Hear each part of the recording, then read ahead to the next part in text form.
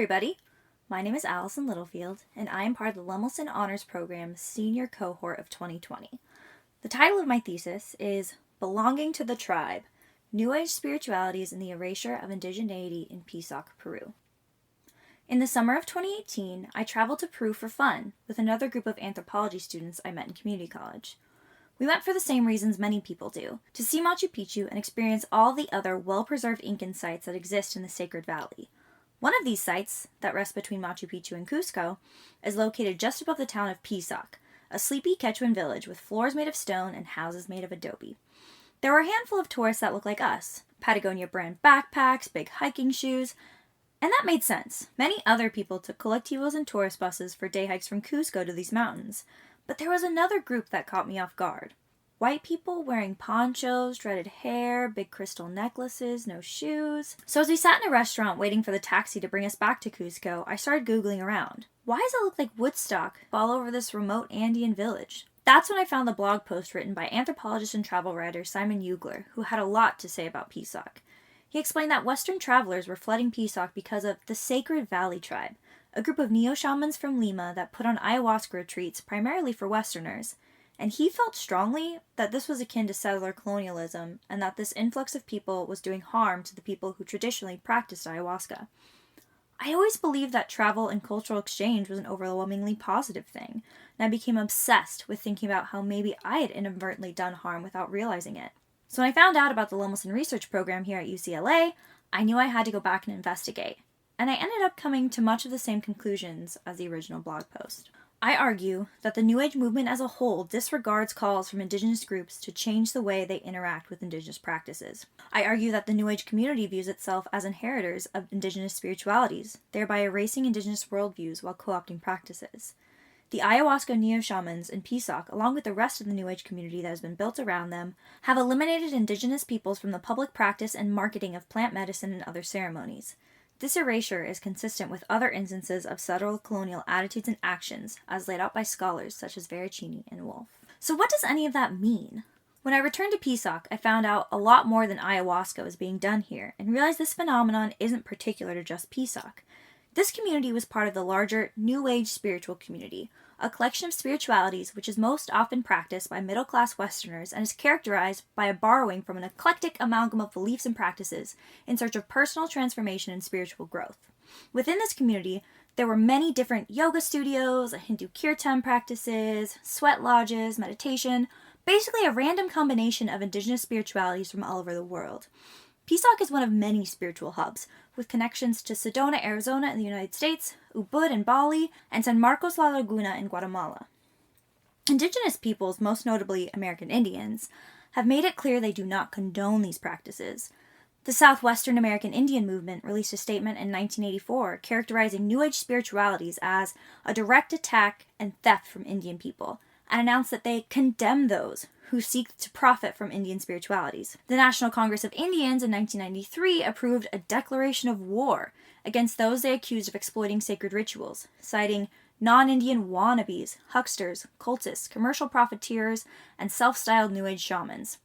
There have been many clashes since.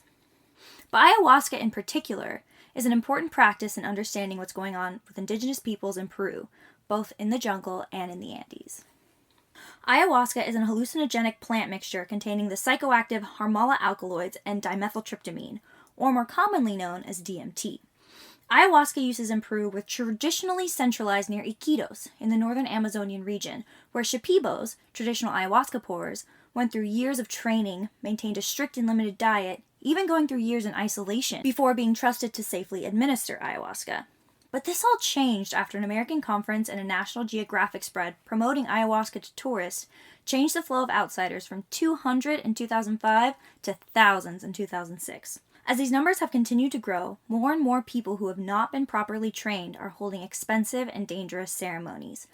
Many of the so-called shamans in Pisaq are from outside of Peru and have participated in shamanic training rituals, where one can live in the jungle for months, even years at a time, paying a lot of money to study ayahuasca under someone claiming to be a real Shipibo, but who may or may not be indigenous and may or may not have the training necessary to ensure the safety of folks consuming this highly psychoactive substance. Some people in Pisaq thought that the neo-shamans of the Sacred Valley tribe really knew what they were doing, and they deserved the spotlight they've gotten for bringing ayahuasca to new groups of people.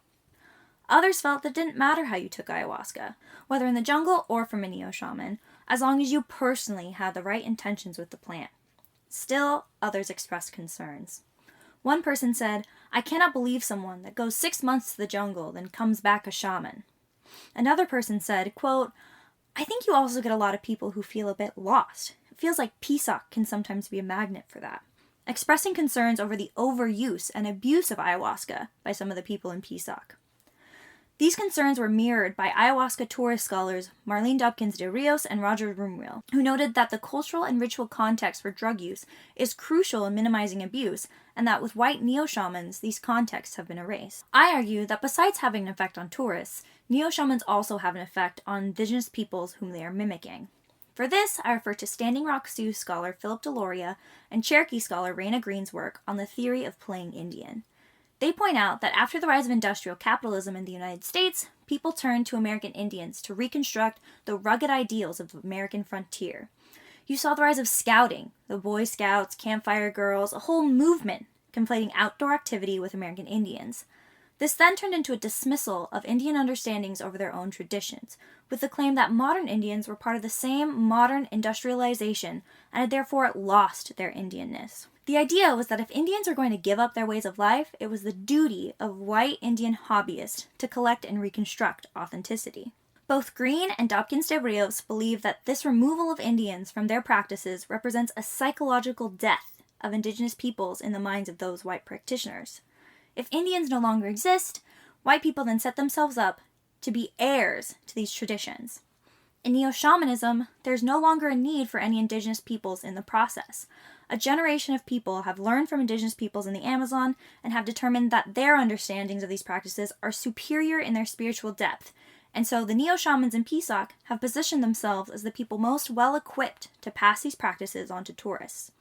These attitudes are further reflected in the way that the New Age constructs the importance of moving to Pisaq in particular. Building on the idea that the New Age community feels that they have a more enlightened vision for what plant medicine ceremonies should look like, they also believe they have a more spiritual and scientific idea about what sacred spaces mean. The New Age expats in Pisaq claim a historic relationship with the Sacred Valley that goes beyond Quechuan understandings of the area. While the Quechuan people often talk about the Apus, meaning the spirits of the mountains to which they have a reciprocal relationship to, much of the New Age community believes that this area was actually touched by an advanced alien race called the Apunians, who came down to teach the ancient elders how to live in harmony with the earth.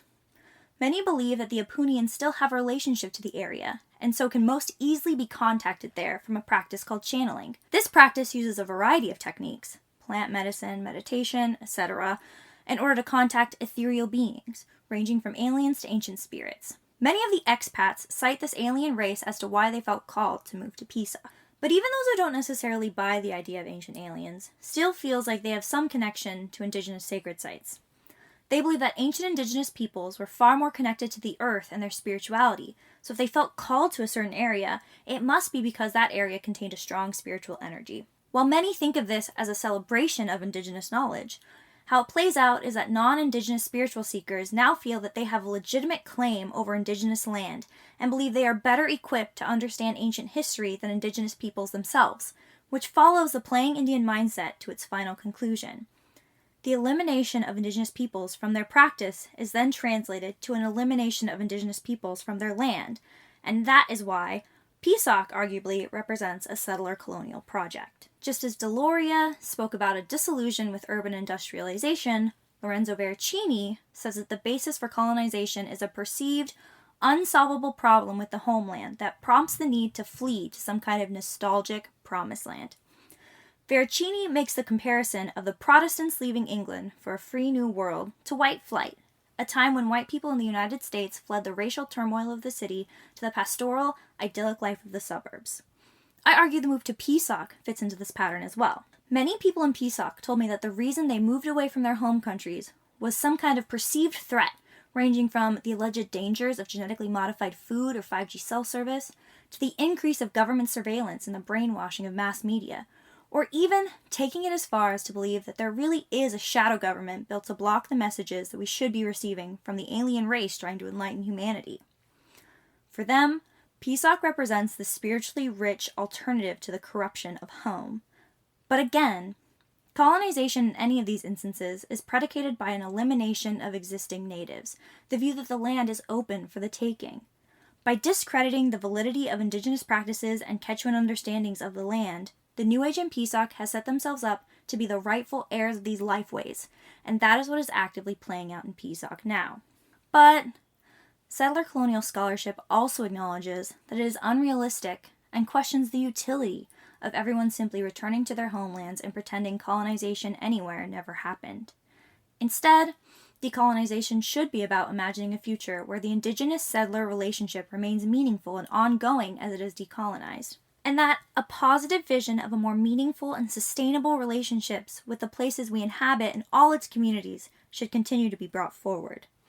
This vision of decolonization calls on researchers to speak with indigenous peoples and colonizers to understand their perspectives and try to facilitate negotiations of space and bridge building, with the hopes of returning agency and dignity to the indigenous peoples to whom colonization erases. It is about swaying power structures to the side of indigenous peoples, giving them a seat at the negotiation table over how their land is used. As people with cultural and economic power, primarily Western tourists can choose to make better decisions and contribute to a kind of tourism that uplifts indigenous communities and gives them a voice in how they want their practices and lifeways to be understood. Thank you for listening. I would like to thank Dr. Lemelson, Dr. Boom, and the Lemelson Honors Program for believing in undergraduate research. I'd like to thank my advisor, Dr. Hart, and all the professors who've been involved in teaching our cohort. And of course, I would like to thank the other members of my cohort for their contributions to my work and my sanity.